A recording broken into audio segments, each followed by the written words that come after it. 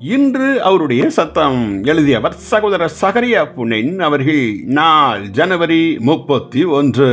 சாட்சியாய் வாழ தேவபலன் வேண்டும். தேவபலனுக்கென நமக்கு அளிக்கப்பட்டிருக்கும் முதல் மூலதனமாய் இருப்பது தேவனுடைய வார்த்தையே ஆகும். நாம் சோதனைகளை ஜெயிப்பதற்கு வேத புத்தகம் ஒரு வலிமையான ஆயுதமாய் நமக்கு உதவுகிறது. இயேசு கூட சாத்தானுடைய சோதனைகளை தேவனுடைய வார்த்தையின் வல்லமையின் மூலமாகவே ஜெயித்தார் என நாம் வேதாகமத்தில் வாசிக்கிறோம். மத்தேயு 4:1-11 வரை உள்ள வசனங்கள். இதனிமித்தமே நாம் ஒவ்வொரு நாளும் தேவனுடைய வசனத்தை வாசிக்கும் பழக்கத்தை உடையவர்களாய் இருக்க வேண்டும். அதனிமித்தம் தேவன் நம்மோடு தம் வார்த்தையின் மூலமாய் பேசி அன்றாட நம் ஜீவியத்தின் போராட்டங்களை சந்திப்பதற்கு நம்மை பலப்படுத்துகிறார். வேதாகமம் வாலிபர்களை பார்த்து, வாலிபரே, நீங்கள் பலவான்களாய் இருக்கிறதுனாலும் தேவ வசனம் உங்களில் நிலைத்திருக்கிறதுனாலும் நீங்கள் பொல்லாங்கனை ஜெயித்தீர்கள் என கூறுகிறது.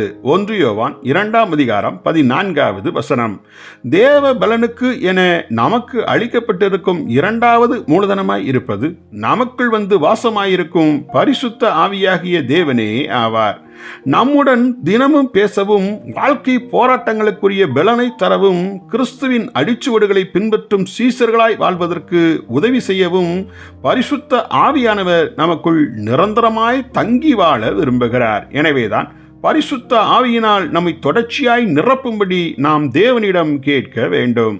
தேவ பலனுக்கென நமக்கு அளிக்கப்பட்டிருக்கும் மூன்றாவது மூலதனமாய் இருப்பது ஏக சிந்தை கொண்ட கிறிஸ்தவர்களோடு கொண்டிருக்கும் ஐக்கியம் ஆகும். அநேக கரித்துண்டுகள் ஒன்றாய் எரியும் போது அவை அனைத்தும் பிரகாசமாய் சுடர்விட்டு எரியும். பெயரளவில் மாத்திரமே கிறிஸ்தவர்களாய் இருப்பவர்களை நாம் தவிர்த்து விடல் வேண்டும். நாமோ அனுபவபூர்வமான கிறிஸ்தவர்களாய் மாறி இயேசு கிறிஸ்துவை தங்கள் அனுதின வாழ்வில் பின்பற்ற வாஞ்சிப்பவர்களோடு மாத்திரமே ஐக்கியம் கொள்ள நாட வேண்டும். ஜெபிப்போமா.